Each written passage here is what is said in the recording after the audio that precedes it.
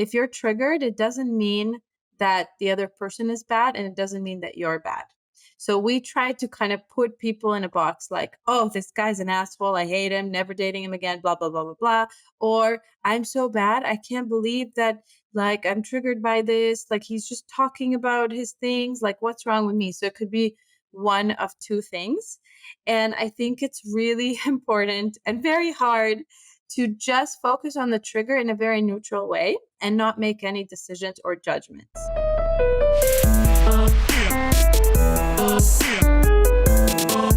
Pick it up. Pick it up. Pick it up. Howdy, everyone. It's your host, Polly Siegel. And for anyone who doesn't know me, I'm a licensed clinical social worker, certified addiction specialist, and master level trained mindfulness practitioner. I own a counseling practice in both Colorado and Illinois, and I specialize in trauma, OCD, and anxiety. If you live in either of those two states, feel free to reach out to me for a consultation and we can begin the therapeutic journey together. Now on to the good shit. Welcome to season 3 of Shit Talkin' Shrinks. Gosh, I'm so excited. I will be featuring experts in the healing space, and we're discussing a variety of mental health topics, the human experience, and society at large, while creating levity along the way. Get ready to laugh, learn a lot, and change your life for good. Hello, everyone. Welcome back to another episode of Shit Talking Shrinks. I am very excited for the guest today, who is living in Costa Rica, which I just found out, which is so much cooler than living in Chicago. Do you want to swap? Do you want to just move to Chicago and I'll live in your Costa Rica house? For the summer, only for the summer. I cannot handle Chicago winters. No way. That's fair. I also don't handle it well, which is why I always try to take a trip to a tropical place in the winter. Okay, everyone, we have Marina Yanay Triner. I did it. You did it. Thank you. We were laughing that her name is hard to pronounce, and I just crushed it. And you are a compassionate somatic coach and do a lot of body work as well as inner child work and self-compassion.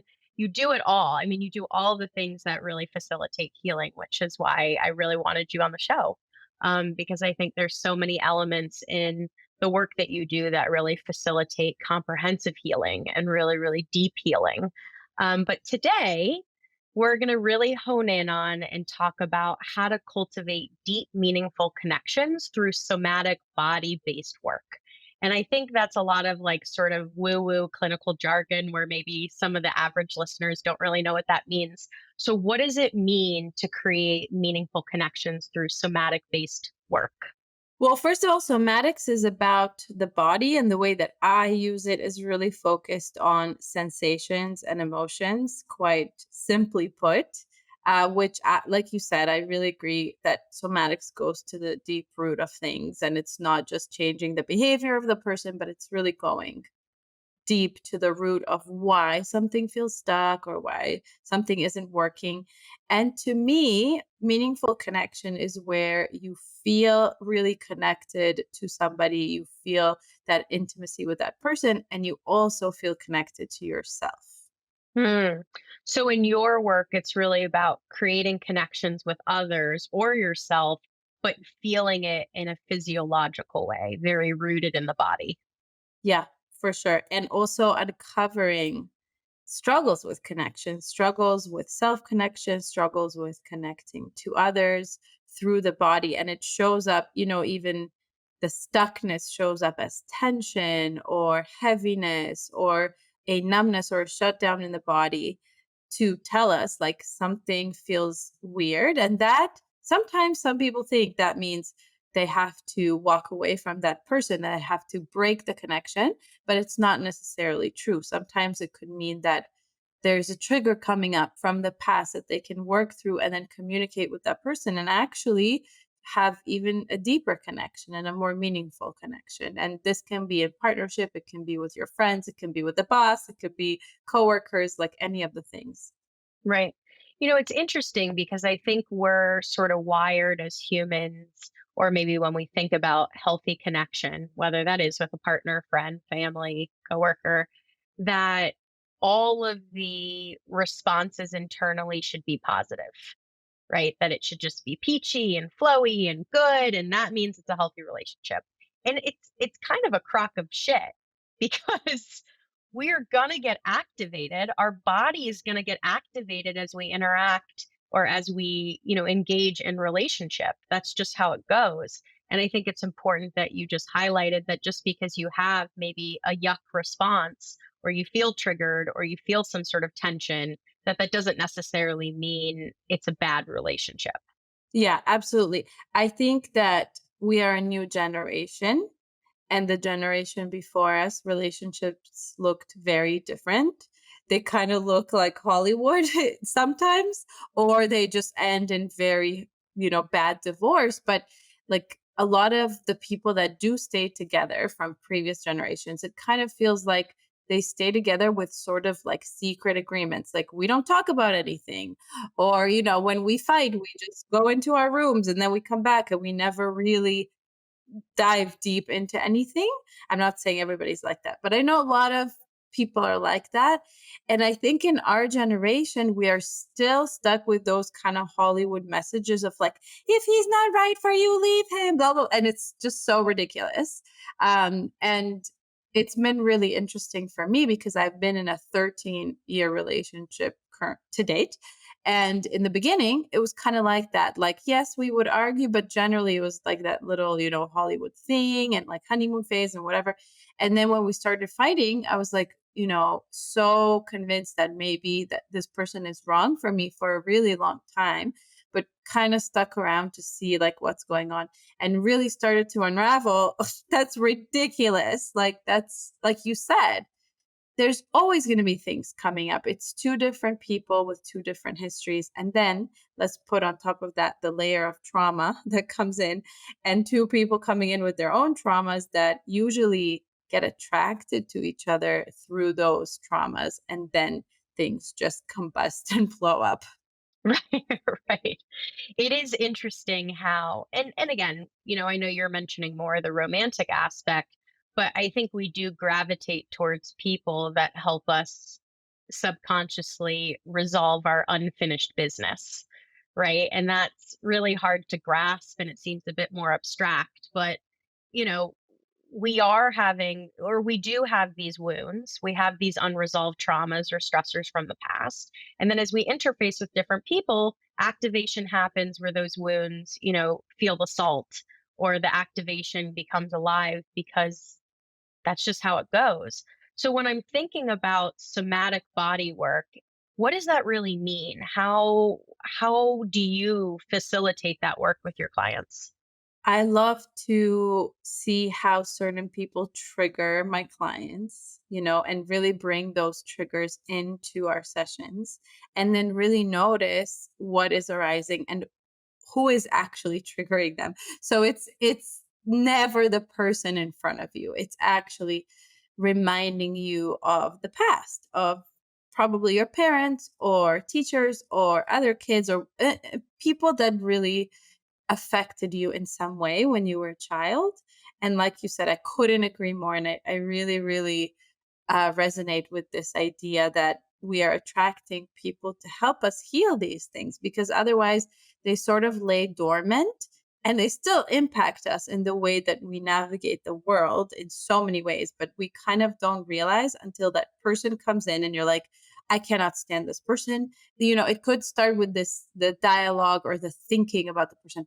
I can't stand them. They piss me off. Or when I'm around them, I'm just like so shut down and I kind of lose myself or I lose my voice. And what I have clients do is slow everything down and actually just feel their body when they're imagining the person.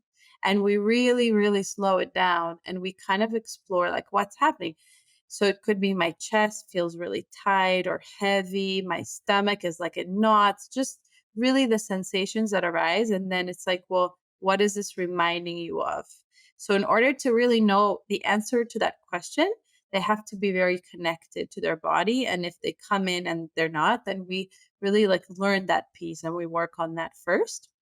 And then we really learn how, kind of explore together, who is this person reminding you of, and what's the trigger, and what can be healed there.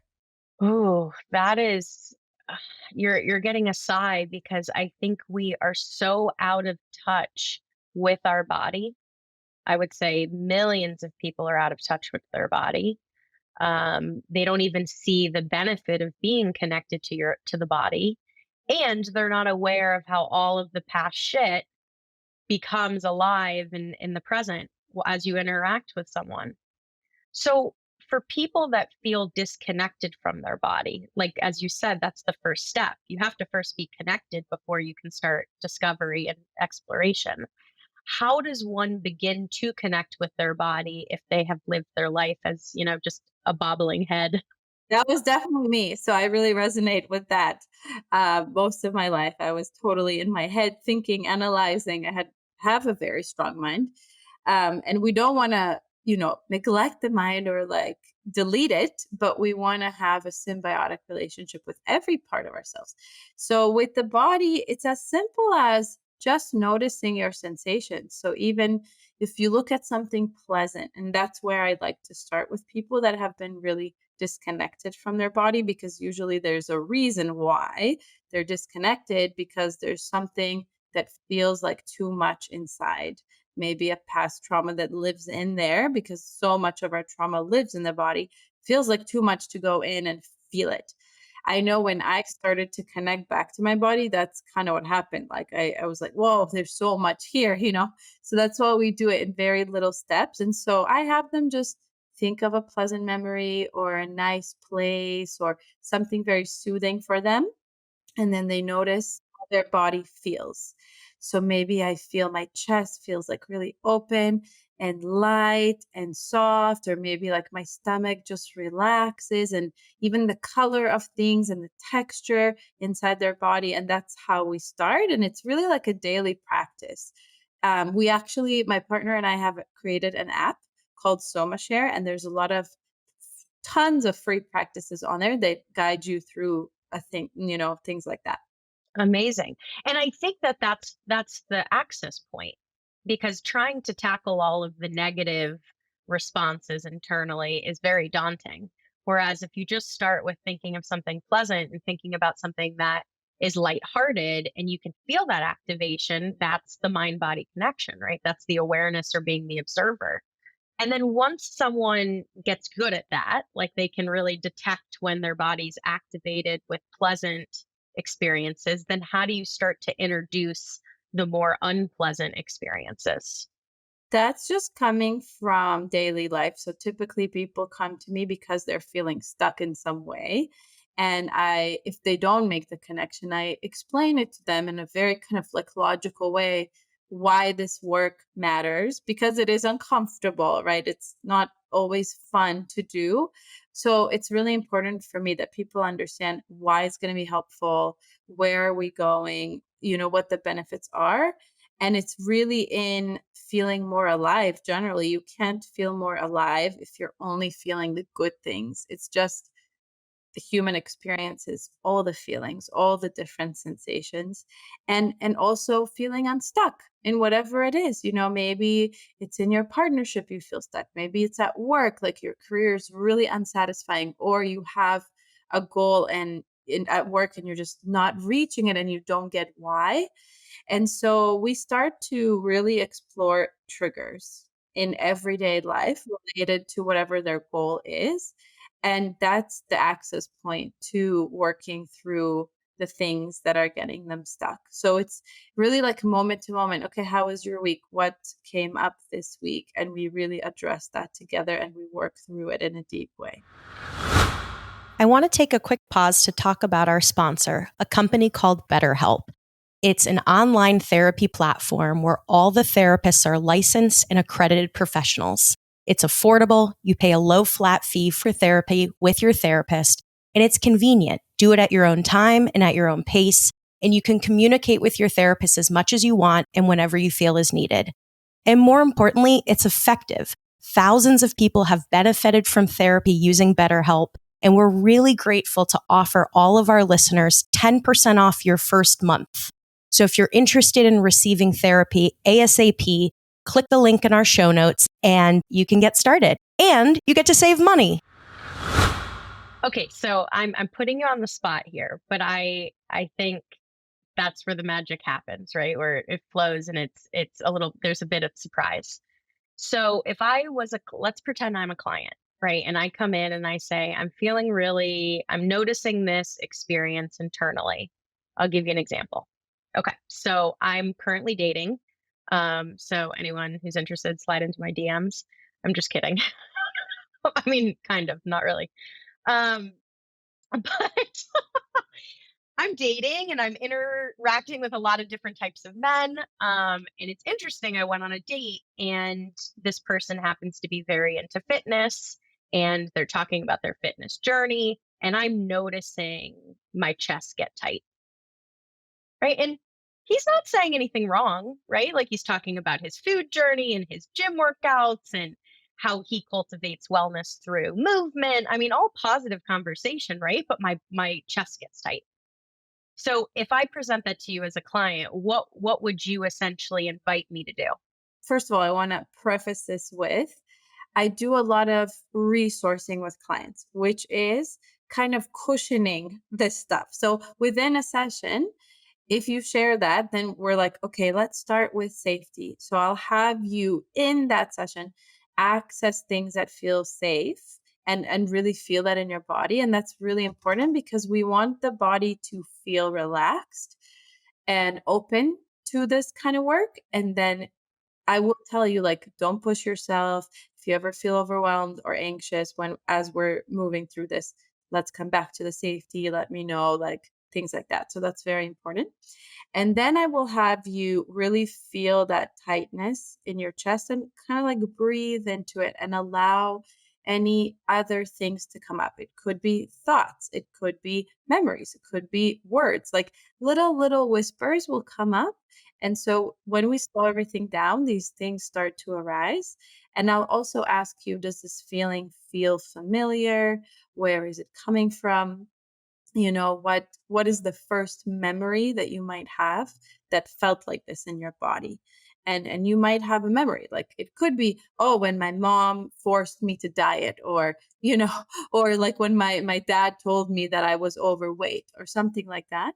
I would also teach you about projections if you didn't know about projections, that sometimes when we are, especially I think in really close, intimate relationships, if the person is talking to you about fitness, like for me, it was around rest. My partner would rest and it would drive me insane. Like I would want to wake him up and I would want to, just make him stop resting. And it was because I wasn't allowing myself to rest. So it's really also looking at what is your relationship with fitness. Do you over exercise? Do you under exercise? What happens to you around fitness?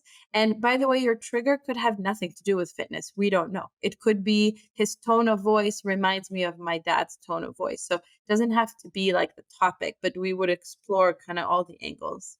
Yeah, even it's interesting, even as you're talking and just pointing out, is there a memory or when did you first feel this felt sense in your body? Um, yeah, I mean, I could connect all the dots just by what you're saying right now without even, needing to close my eyes and be with it. I think there was definitely for my history a lot of trauma around weight, around body, around food, around appearance. And so, yeah, when you have this very muscular, kind of vain person who's just babbling on about, you know, he eats boiled chicken and rice for dinner every night. I'm like, fuck, like, this is dangerous. Yes. Yeah. And I love that you said actually the word dangerous because triggers feel like a threat to us. So it really does feel dangerous. And also, I want to point out something really interesting that I had to kind of learn the hard way, which is if you're triggered, it doesn't mean that the other person is bad and it doesn't mean that you're bad. So we try to kind of put people in a box like, oh, this guy's an asshole. I hate him, never dating him again, blah, blah, blah, blah, blah. Or I'm so bad. I can't believe that, like, I'm triggered by this. Like, he's just talking about his things. Like, what's wrong with me? So it could be one of two things. And I think it's really important and very hard to just focus on the trigger in a very neutral way and not make any decisions or judgments. And that's kind of where the compassion comes in. And then as you process this trigger, you said danger, so your amygdala is being activated. It's saying like there's a threat. It's literally as if somebody is chasing you with a knife. Like, to your body, it's the same thing. So your body feels under threat, and the decision making process is not very logical. It's not very helpful. And that's why we don't make decisions in that state. We process that trigger.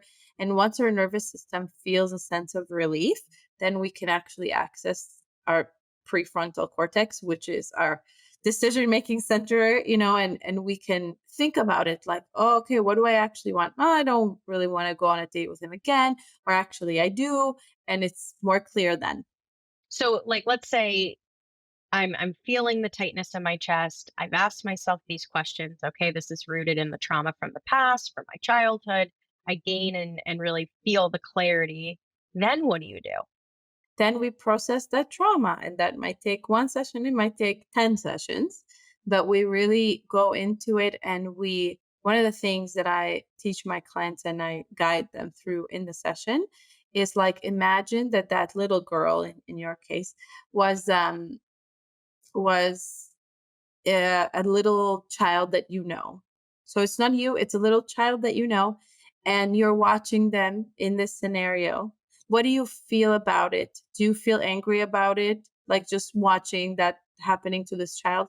Do you feel sad about it? Like, what do you feel? And then actually, like, letting yourself feel that. Maybe you need to scream. Maybe you need to cry. Maybe you need to go, ugh, yuck. So it's really like expressing emotions, not just thinking about it, not just saying this is sad, but like expressing it. And different people have different comfort levels with their emotions. So there's a lot of work around that we would do as well. Like, if somebody is like totally, has trouble expressing their emotions, we could start with just imagining that you're screaming, for example, if you want to scream. So it's that process. But once we really feel about the situation, that's really what helps start to clear. It doesn't mean that it's forever. We might have to feel about it in a year again, but it's helping you clear that in that moment. Well, I think what's so beautiful about that process is we do have a lot of unresolved emotions surrounding our trauma, right? Emotions that have never really completed their entire cycle, right? They were severed, they were tucked away, they were put in a box. Like, we didn't really fully embody them. And I think that that's such an important point that, yeah, when I think about what I experienced as a child, as an adult, I feel angry. I feel very angry and sad that she had to endure what she did. And this guy, as innocent as he was, and he did absolutely nothing wrong, sort of activated that sadness inside of me, activated that anger inside of me, which manifested through a tight chest. So I think what is so important here too, just to echo, is like there's a lot of unresolved emotions and feelings, and then by actually allowing yourself to tap into that, like to fully tap into it, like, that is the facilitation of moving through it. Exactly. And that's what most people want to avoid because it's uncomfortable and it's scary, and we really don't understand emotions, and we really don't have a relationship with them in the world. Like, there's so much just talking about it or thinking about it, but there's very little actually becoming a little animal and, just going through it. It's a very animalistic thing and expression, and it's very, very important. And it's really how we process these things. Yeah, what was interesting, and I'm just using this example because I think it just highlights the concept that we're processing through for listeners, is like I wanted to kind of yell at him and be like, "You're fucking rigid. and like your rigidity annoys me. Now I didn't, right? Because I that would just be contextually inappropriate. But it was interesting that I wanted to just like be like, you're an idiot, right? I feel like that anger is what was coming up. Yeah, and I wonder if that is actually anger at your mom or your dad or somebody who would, make you feel in the same way when you were little. Yeah, I mean, I think it's directed at a lot of players throughout childhood, right? There were multiple people that created stress around, this area. So I'm sure it is anger that's just like, you know, projecting onto this poor man who just takes care of himself. Yeah, I totally relate to that. And one of the things that I will have clients do is imagine whoever those people are kind of like frozen in an ice cube, and you just get to scream at them. Like you just get to say whatever you want to say at them. And I keep reminding them, like, this is not real. They're never going to know about this. They're never going to hear this. It's just for you. It's just you clearing this energy from your body. And it's very, very powerful. Okay. Okay. I feel like we're giving tangible tools throughout this entire episode. I usually save it towards the end, but folks, we're sprinkling it in along the way. So after you get to a place where you've identified the emotions, unresolved anger, sadness, fear, disgust, shame, whatever it is, then what's the next step? So you're identifying the emotions inside of your body, and that is a step for some people. They have no idea. So we really learn. I teach them a concept called the change triangle, and that's from Hillary Jacobs Handel. I really, really like her work. You should have her on your podcast, by the way. She's really amazing. And so I really talk to them about how when you feel an emotion all the way through, and it's the actual core emotion in your body in this moment, you get to this place of compassion and presence and calm. So that makes sense to people. And we go through that. And some people, like, the focus of our work is even being able to feel. Like, they have no idea, or their trauma is really centered around not being allowed to feel or being made fun of for feeling, or their parents were triggered when they would express an emotion as a child. So it's like a lot of work around that. But really allowing yourself to notice it in your body, notice what the emotion feels like, and then to express it as well, whether by shaking or screaming or crying or whatever, however your body wants to express. And as you do that, you are doing it also from a place that is empowered, meaning not merging with like that little child and just totally losing it, but more I remind them, and I also help them feel maybe a memory where they felt very empowered as an adult. Maybe they were speaking on stage, maybe they said their truth to someone, whatever memory pops up. And then from that space, feeling that feeling. So you're feeling kind of like for the child. You are not the child. You're no longer the child. You now have agency. So you're feeling for that child. And then after that, after that process is sort of complete, I often see people just exhale. Like, you can literally visibly see this space being made in their body and this clarity. And from there, it's like, okay, well, then what do you want to do? Do you want to go on a date with this guy again? Do you not want to? And so whatever they feel kind of stuck in, there's more clarity and a space to make a decision about what they want. Right. Right. And that decision isn't right or wrong, right? That decision is just based on what your body and your mind needs or feels safe to work with. Yeah, exactly. And you're not bad or wrong, and the other person is not bad or wrong. I mean, even when somebody does something really, really horrible, their action is could be bad, right? But the person is coming from their own traumas and their own stories, and you're coming from your own traumas and your own stories. So you get to choose the relationship that you want to have with people. Of course, your case is kind of a simple example, although it's a great example. And then there's like family, just like dealing with family members, dealing with good friends, and and just uncovering dynamics also, because sometimes it's like one incident and sometimes you had a particular dynamic with, say, your mom, and then you copy that into all of your relationships and it feels really normal, and you're like, this is how relationships look like, and I'm miserable, but this is what, this is normal, this is safe, this is familiar. And then it's like, well, how do we change that? We change that by, first of all, getting some inkling that it could be different, and usually that comes from a crisis that you have in those relationships.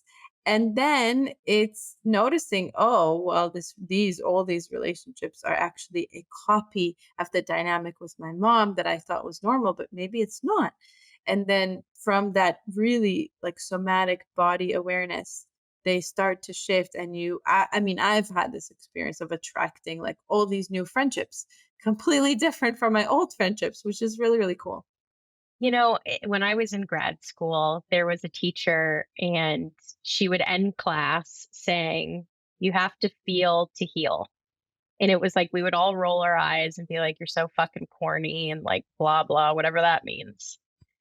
But this conversation is making me remember her, that like you really do have to feel it to heal it.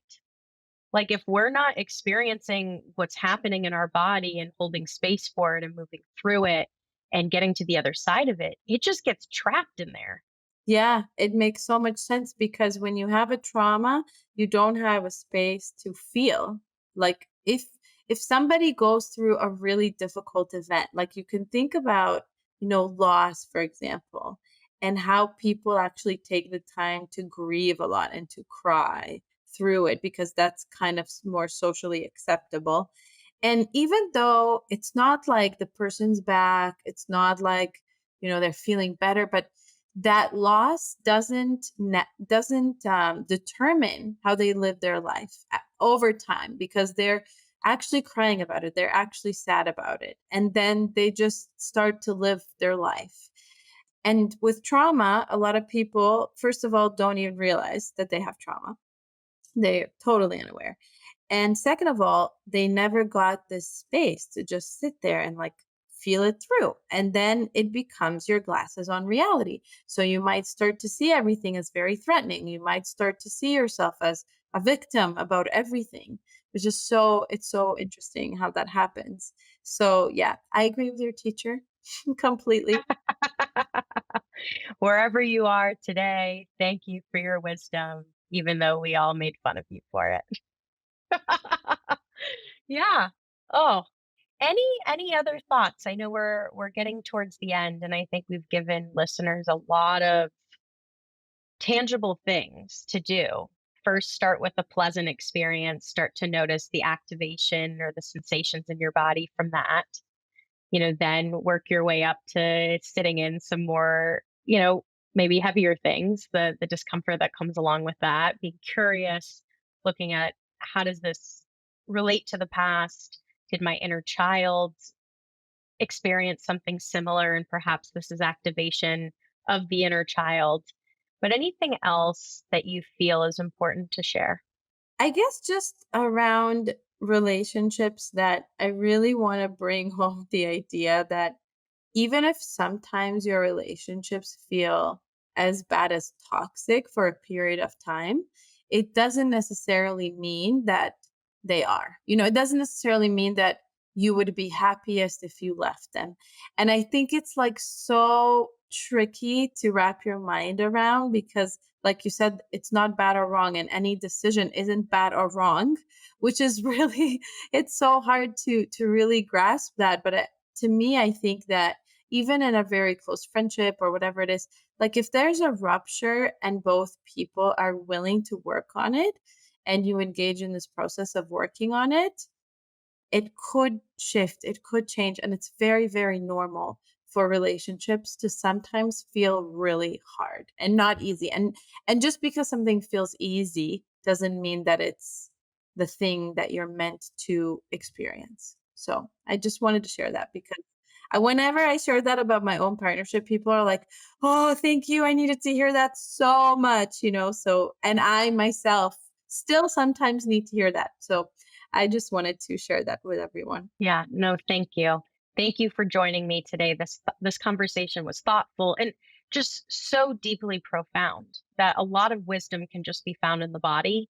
We think it's the brain and analytics and evaluating and all of the cognition, but really the answers are just within the vessel that we live in.